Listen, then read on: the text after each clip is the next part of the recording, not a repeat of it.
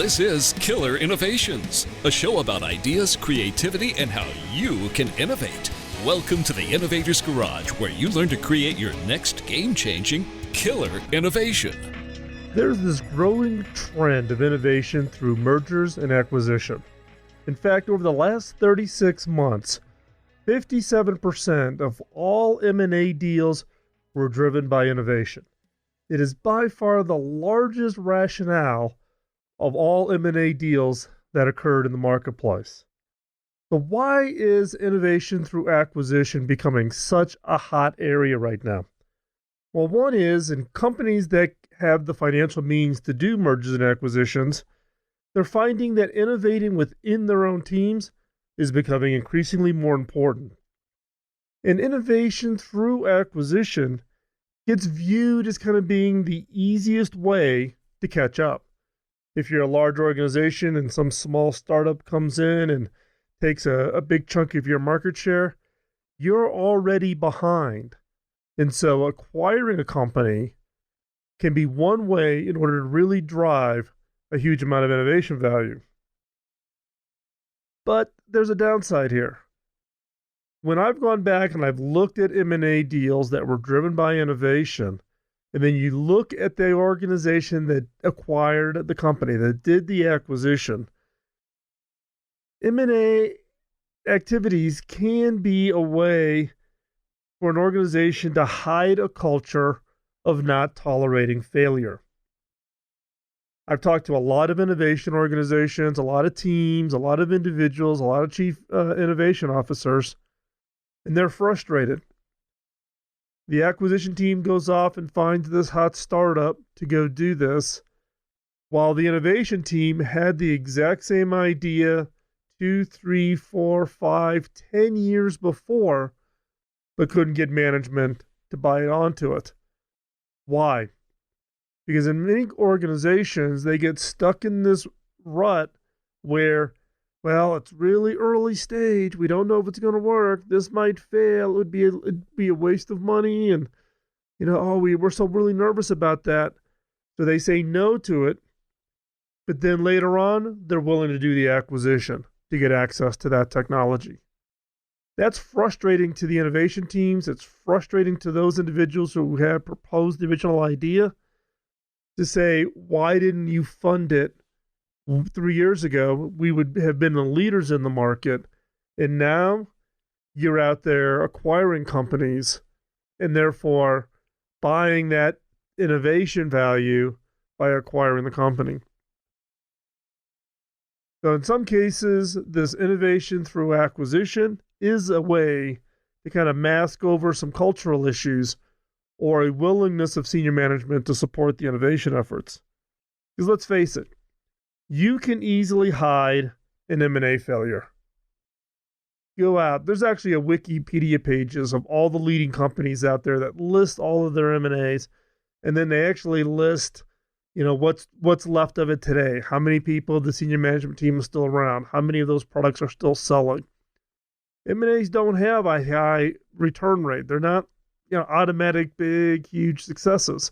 Yeah, they're value additional to the company. They bring customers with. They bring some expertise with. But it's not like M&A is a guaranteed success. So you can actually hide an M&A failure. Everybody gets all excited about the acquisition. You have instant access to this innovation. But over time, you can hide and plaster over and obfuscate any negative issues that occur during the acquisition. At the same time, it's hard to hide an innovation project inside of an organization that has failed. It's very hard to hide that. So who does this? Who does these acquisitions, right? In many cases, it's not the innovation team. It is not the chief innovation officer. And in fact, what's really interesting is if you look across all mergers and acquisition deals in the marketplace today, only 32% in a recent survey was sourced from employees. So even the acquisition targets typically are coming from investment bankers, coming from advisors outside the company. maybe coming from the board, but that tends to be only about 12 or 13%.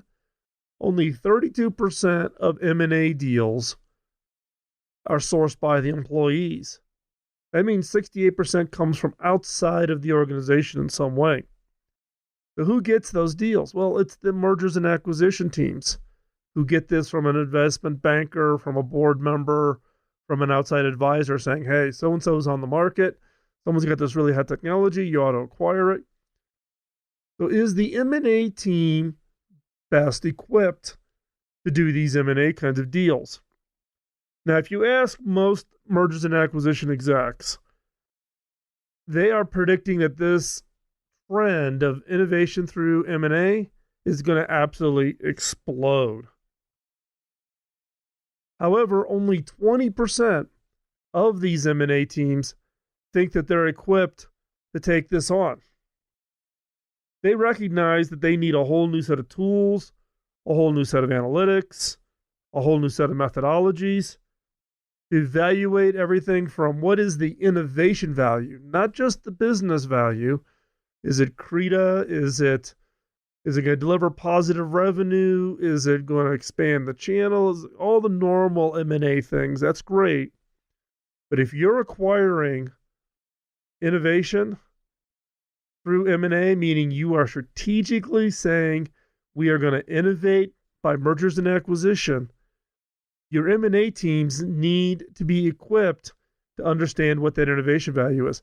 And in your case, if you're an innovator inside your organization, if you're a chief innovation officer, if you're running an innovation team, you need to play a part in those M&A activities. Not sit on the sidelines and wring your hands and say, whoa, we should do this, we should build internally. Provide strategic value and help those M&A teams get equipped, because it is a trend that is in the early stages, but it is going to be a rocket ship.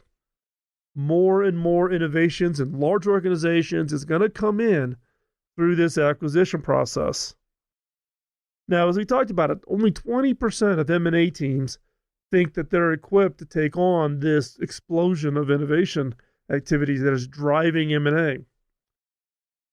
In the same survey, 86% of M&A teams haven't changed how they plan and execute deals. So this is a little strange. Let's go back through these numbers. I want to make sure you get this.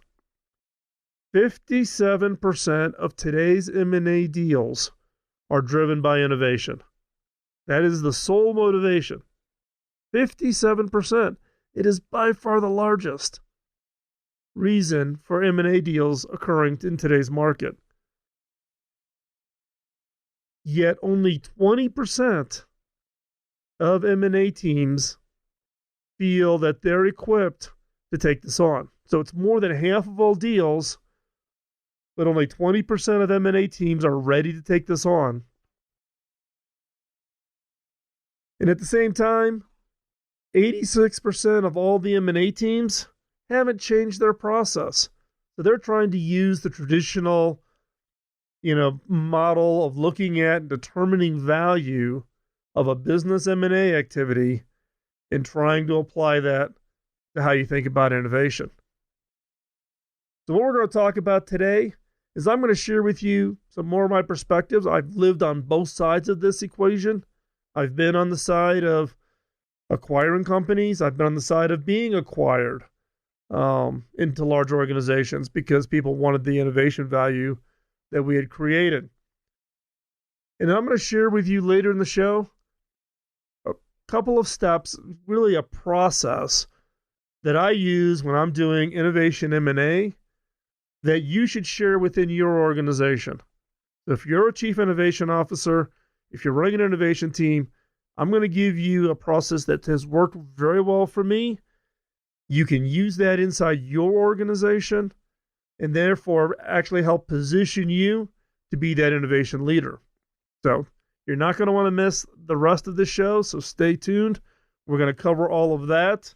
Along with, we're going to get into talking about kind of what I think are the effective strategies. When you had to boil it all down, what are some fundamental effective strategies for innovation through mergers and acquisition? So stay right there. We're going to be back right after this quick, short commercial break. You're listening to Killer Innovations on the BizTalk Radio Network.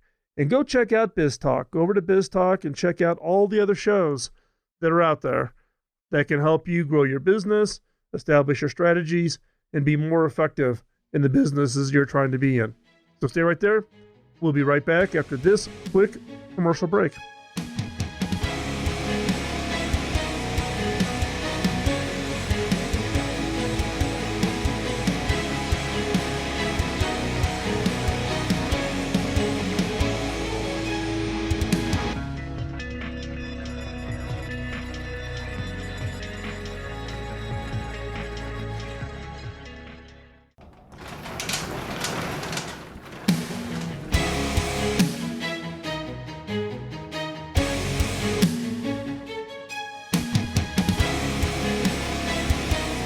This is Killer Innovations, a show about ideas, creativity, and how you can innovate.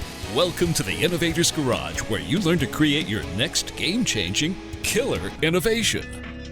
The question on M&A in the role of innovation is if an organization does an innovation through mergers and acquisition, does it have a significant impact on the internal R&D efforts? It actually is significant. There's a significant negative impact on internal and external R&D and innovation efforts. Now, in fact, it's more significant on external R&D efforts. External R&D efforts are things where you're funding an R&D project at an outside party or working with an outside party, what I sometimes refer to as co-innovation efforts. So a recent study shows that, in fact, yes, innovation is negatively impacted with your organization when you also have a strategy of innovation by acquisition. Now, that's not surprising, right? It's, R&D may be working in one area and the organization decides to go off and acquire a company rather than continuing to fund that. But it's more subtle than that. It isn't about a one-to-one project match. It's really around the fact that organizations will, in effect, generally do some kind of a pullback on just general R&D spend. It is this effect of innovation and R&D being demotivated through this process of acquiring innovation, having a strategy go out and drive your innovation agenda through acquisition. So how do you, what is it you can do around that? Well, if you're an innovation leader, if you're leading your organization team, it is about aligning your innovation work with the M&A strategy. We're going to talk about that a little bit later when I talk through kind of how I have done these kinds of innovation through mergers and acquisition, both in the role of actually driving the acquisition, but also being acquired on the other side of the table, or being the person driving innovation teams that have to coordinate with the M&A or the mergers and acquisition activities. So the question now also is, okay, if you're in a company and your leadership team has come down with this strategy that says we're going to innovate by acquisition, meaning we're not going to do certain areas. We will, rather than doing internal R&D, we will go into the market and buy that innovation from companies, either startups or could be large established companies. We are going to go out and acquire those innovations. So if you've got an organization that's done that, the next question you've got is, well, what do competitors do? Well, particularly if you're a market leader, how does your competitors react? Now, you would naturally assume in the competitive marketplace that a competitor would generally pull back. It would cause them to pause. It would say, hold on.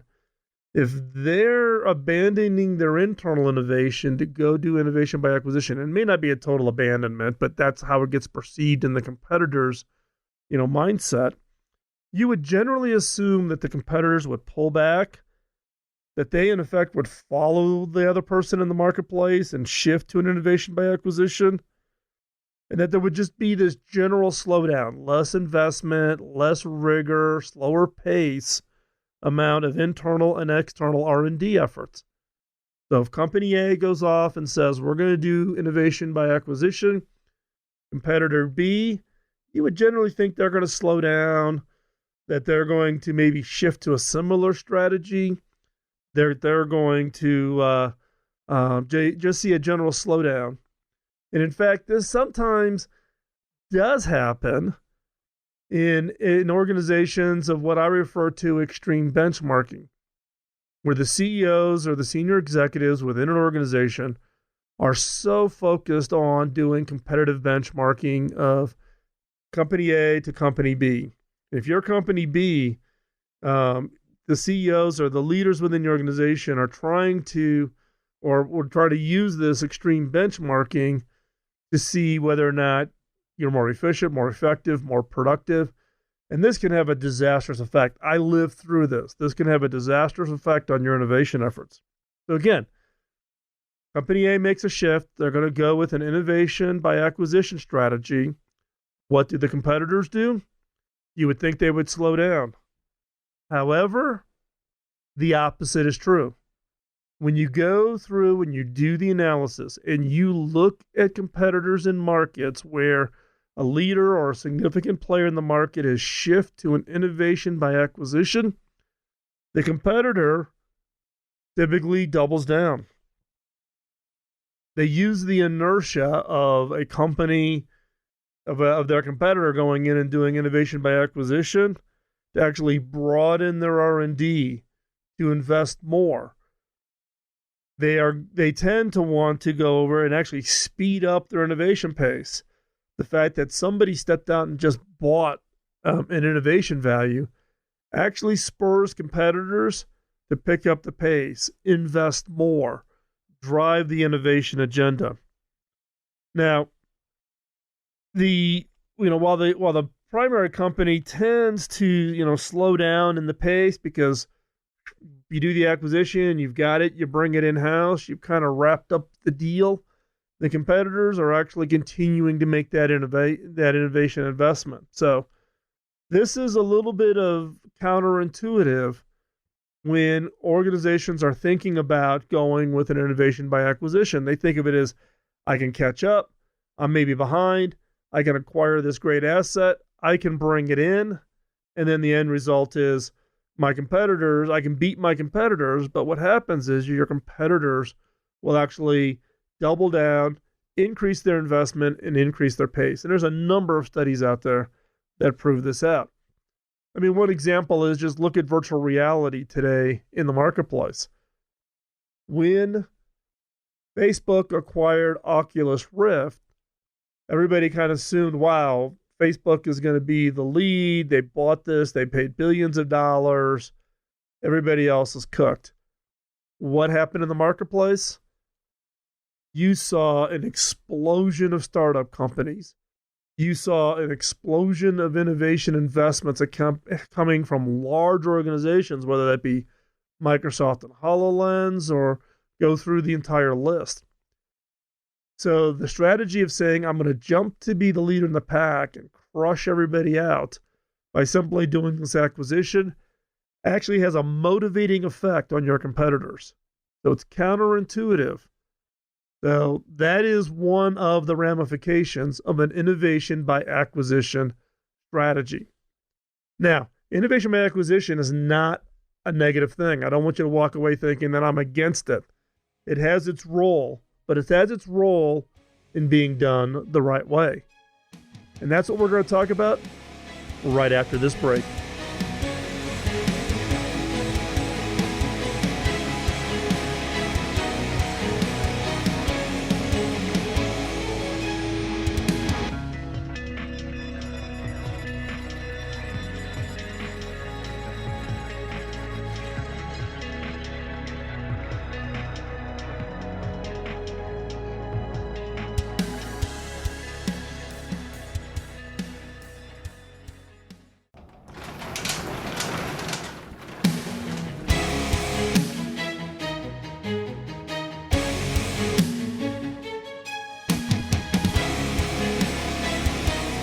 This is Killer Innovations, a show about ideas, creativity, and how you can innovate. Welcome to the Innovator's Garage, where you learn to create your next game-changing killer innovation. I want to acknowledge our sponsor this week. This episode of Killer Innovations is brought to you by Zoom. Zoom delivers flawless video, clear audio, and instant sharing so that your teams can work better together, no matter where your team members are. How do I know this? I've been using Zoom personally every day for more than a year to collaborate with my team who's scattered around the world. And it's the first video collaboration tool that I've ever used that doesn't suck. It's not just me who thinks so. Gartner recently named Zoom a new leader in its Magic Quadrant for web conferencing this year. Give it a try with a free account that allows you to meet with up to 50 video participants. Visit killerinnovations.com/Zoom to find out more. As we were talking about M&A and innovation through the M&A activities, I've gone through this experience. I've been on both sides of the table. I've acquired companies, and I've been the one that was acquired. And I've come up with kind of a 6 steps or 6 elements in a strategy if you're going to do innovation through M&A. Or if you're an innovation leader, you should prepare your strategy around M&A and present that to your senior management team. They will be shocked that you're going to present this, and it positions you to have much broader strategic value within the organizations you serve. So, what are these 6 elements of a strategy or a process to do innovation by mergers and acquisitions? Number 1, and it would seem so obvious, which is define your strategy around innovation and mergers and acquisition. You need to have it be aligned with both the corporate objectives and the innovation objectives. The key here is be deliberate, not reactive. A lot of M&A that has an innovation focus is very opportunistic. Something falls in the lap, some company gets into a financial trouble, and you can swoop in and take over assets. Oh my gosh, the market got really hot. Everybody's in there competing and driving up prices in a certain segment because everybody wants a position in it. Drive and create a strategy well before these opportunities land in your lap. Create a strategy that aligns your corporate objectives and your innovation objectives. And I would say that probably less than 1% of all companies that do innovation by acquisition have a well-defined strategy. Number 2, develop options. Options is understanding and develop how you would structure deals. Think through the scenarios. How could you be creative in funding this activity? How do you finance it? How do you keep the teams? How do you keep the value, not lose the value, right? A lot of M&As come in with high expectations of synergy value and overall value contribution, and most never really live through that. So think about all those variety of options up front. Come up with your scenarios such that when you get a deal or your organization gets a deal, you know which option to play that out. Number 3, deal evaluation. Come up with an approach on how to evaluate an innovation by acquisition deal. It's different. You got the normal due diligence, intellectual properties and trademarks and, customer base and revenue flows and audits and all those kinds of things. But it's different for innovation deals. How do you value an innovation deal? We see these small companies pre-revenue getting $3 billion offers. And you're sitting here going, oh my gosh, how in the heck? Someone's just way overpaying that. There is actually strategies on how to do and drive these values. We don't have time to go through it in today's show, but think through that because it's different. It's not about, an EBITDA multiple like you would do maybe a traditional business acquisition deal. You have to think differently. You have to have a different set of due diligence You have to have a different strategy around how to take advantage of that innovation and bring it into your overall organization. So again, deal evaluation, critically important, and you want to think about that ahead of time. Otherwise, your typical M&A activities will try to price that deal or evaluate whether or not you should do the deal based on traditional business terms. Number 4, negotiate and closing the deal. You have to determine the price. You have to determine the value. You have to negotiate. You have to think about employee retention. Absolutely critical, and one area that is highly overlooked in most mergers and acquisition deals. Now, I've done deals where I've acquired companies where I've put in earnouts, meaning I think the company is valued at A. The people I'm acquiring thinks that their company is at the value of B. I'll negotiate that says, okay, I'll pay you A plus some premium, and you stay and run this business. And if it achieves what you think you can achieve, I'll give you B. And guess what? If you blow it out of the water and you make it 2 times that value, I'll pay you 2 times the value for the acquisition. So you get an earnout with an incentive. So people stay, they stay committed, they stay invested, they have a huge amount of value invested, meaning they're going to get a huge payout if they can drive that activity and make it a long-term success. So earnouts, I find I'm very big on those. They've worked very well for me. I've had entrepreneurs make some pretty big earnouts on acquisition deals that I've done, and I've been more than happy to write those big checks because the overall value that brings in as part of those acquisitions is huge. The other is you can do the normal bonus structures, of earning out for people to stay. The key with employee retention is you don't want all that intellectual property to leave. You're not buying code. You're not just buying, the product or the service or that. You're buying what's in everybody's head. And the only way you retain that value is to retain the employees. So bonus tends to work okay, but not great.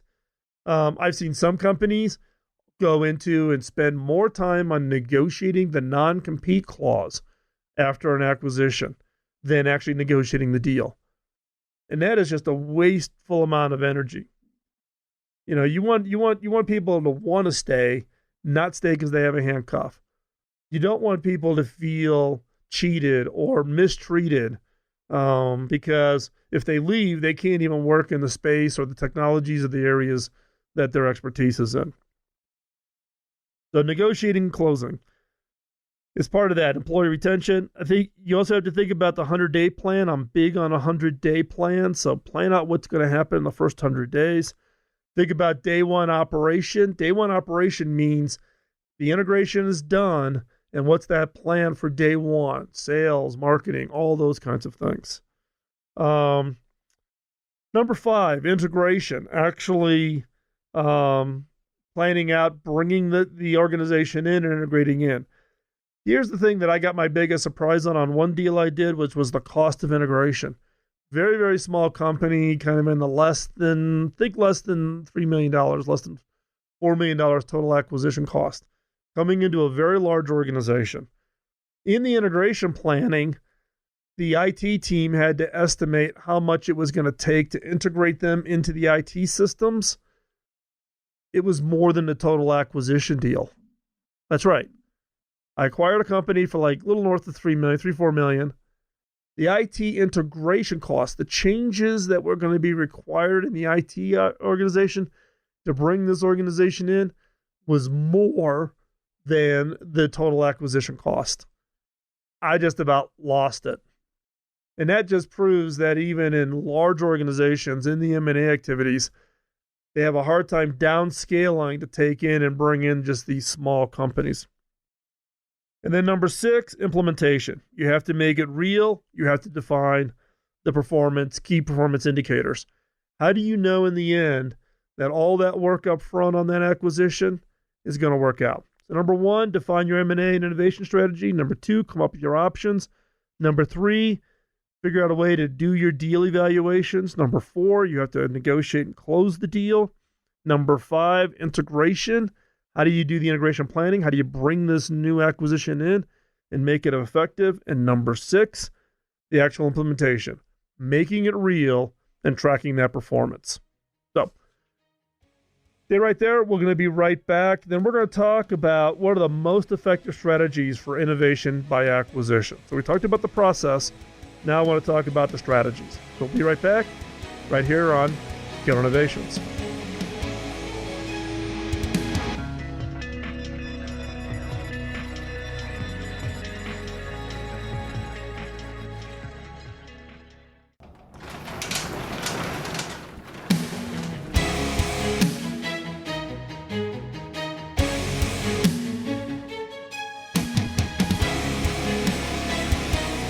This is Killer Innovations, a show about ideas, creativity, and how you can innovate.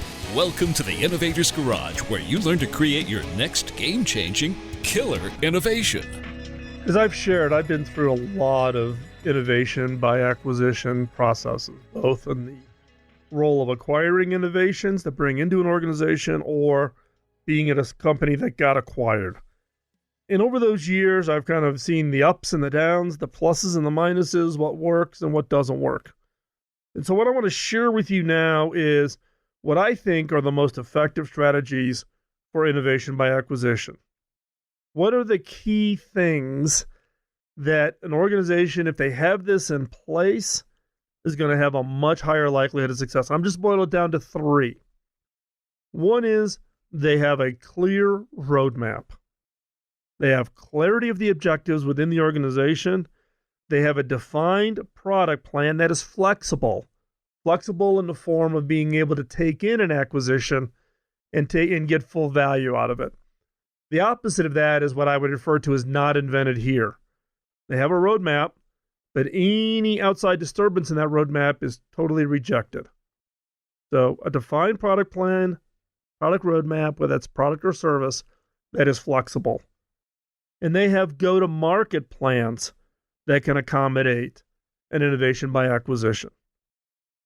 So it's not just that you have a product roadmap, but you also have a go-to-market.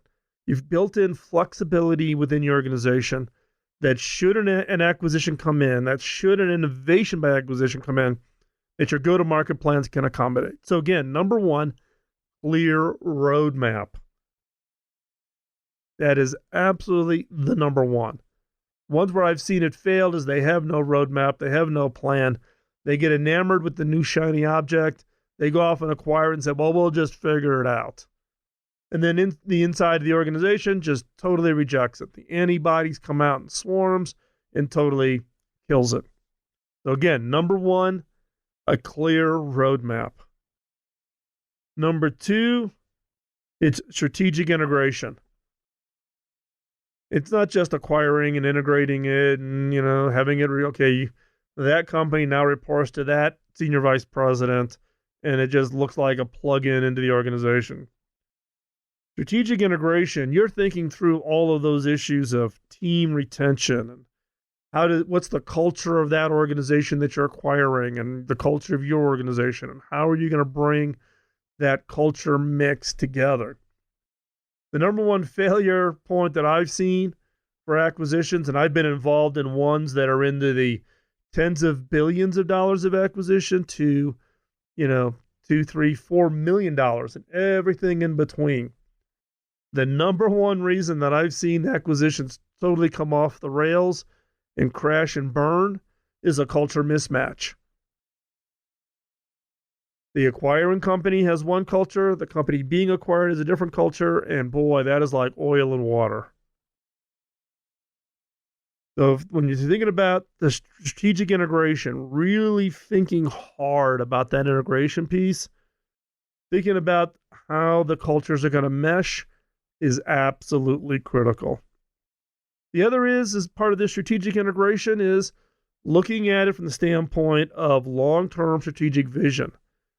Am I doing this acquisition purely for a quick hit, or does it have this long-term strategic value? Is it something that's going to be valued 2, 3, 4, 5 years from now? Those are the right deals. Ones that are just trying to make the quick hit and it's very opportunistic, very, very low success rate. And I've been on both sides of the failures on those. Someone's trying to do an acquisition, or I did an acquisition that was really more opportunistic. Never works out. Never works out. Number 3 is ownership by the sponsors. The person who wants to do the deal needs to have the ownership. It needs to be someone in the organization that can get things done, but who is absolutely all chips in, fully committed to making this deal work. In the deals that I've been involved in where I was the sponsor and I was highly committed, high success. I've been involved in deals where it wasn't really me who initiated it. It was somebody else in the organization that initiated it, but everybody thought it would be best if it landed in my lap. Didn't work out as well. You're at the back end of the deal's already been defined, you're being brought in at the integration phase. Never works. Ownership and sponsorship, absolutely critical. Let me go through this list again. Number 1, clear roadmap. Organizations that have a clear roadmap. They have the clarity of their objectives. They have a defined product plan that's flexible. They have a go-to-market plan that is flexible. But they think strategically around that roadmap and then understand how innovation by acquisition can actually help fill in that roadmap versus just kind of being this thing that kind of lands in everybody's lap. So number 1, clear roadmap. Number 2, strategic integration. Think about integration as strategically important to the organization. So how do you retain the team? How do you integrate the cultures? How do you align this with the long-term strategic vision of the organization? Does it align? Think long and hard. Strategic integration. And number 3, ownership by the sponsors. Strong ownership by the sponsors has an exponential effect on improving the value that you retain and get out of an acquisition. Any acquisition, but especially innovation by acquisition. So again, I hope that's helpful for you. Again, this is lessons learned. I've got the scars to show for it of being on both sides. And many of them are high profile, and I don't talk specifically on the work out of my past, but pretty easy to do a Google search, and you can quickly figure out the ones that I did that worked out really well and the ones that were just like total face plants into the dirt, total busts. Would never do those again. So again, innovation from mergers and acquisition, it's an exploding area. You need to get involved in it if you're in the innovation game. Particularly if you own or lead innovation teams within your organization, you need to find a way to embrace and take advantage of innovation by acquisition. When it's done right, it can be huge value, but it is very rarely done right. And hopefully this show gives you some perspective and context, and you can apply this to what you're doing every day. So with that, we're going to wrap up today's show. Thank you for listening. If I could ask one favor, hop over to iTunes, give us a rating. That helps a lot in, 1, giving us feedback, but 2, also letting others know about the Killer Innovation Show. We are here each and every Sunday on the Biz Talk Radio Network on 35 stations across the country, and we'll talk to you next week. Bye-bye.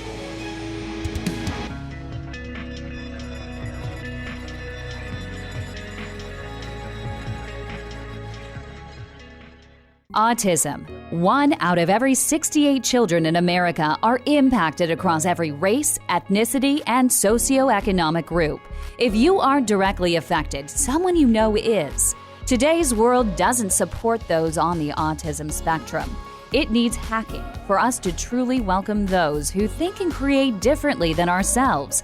We're Hacking Autism, a nonprofit charity with a mission to hack therapy, technologies, and career opportunities that improve the personal and professional lives of people on the autism spectrum.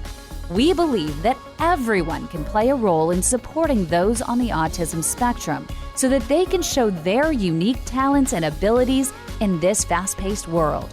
You aren't powerless in this fight. Use your gifts and talents to make a positive impact. Join us in making a difference. Go to hackingautism.org to learn more. Carpenters have their hammers and saws, chefs have their outfitted kitchens, and musicians have their instruments. A craftsman's ability to do their job is dependent on having the right tools.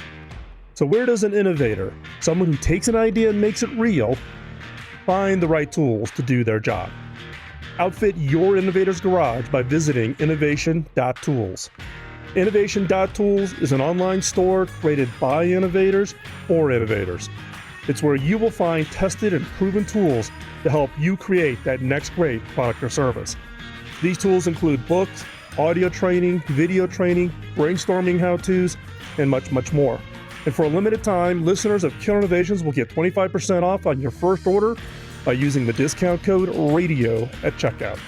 And 100% of our profits from your purchases will be donated to charity. So go to innovation.tools and create that next great innovation. Rwanda is a shining example of how the global community can come together and rebuild a country after a devastating genocide. But there is still more that needs to be done. In the rural villages, students are crowded into schools with no electricity, no running water, no internet access, and limited sanitation. Will these kids be ready to continue the rebuilding of Rwanda, or will they be dependent upon others? Through education and employment, boys and girls have an equally promising future that can transform their struggling communities. For $20 a month, a child can be educated and a community strengthened. By supporting Pioneer Education Africa, a 501c3 charity, you partner with others to provide education that will prepare a generation to take on the task of self-reliance. 100% of the proceeds received go directly to the education of the children. Visit pioneereducationafrica.com to find out more.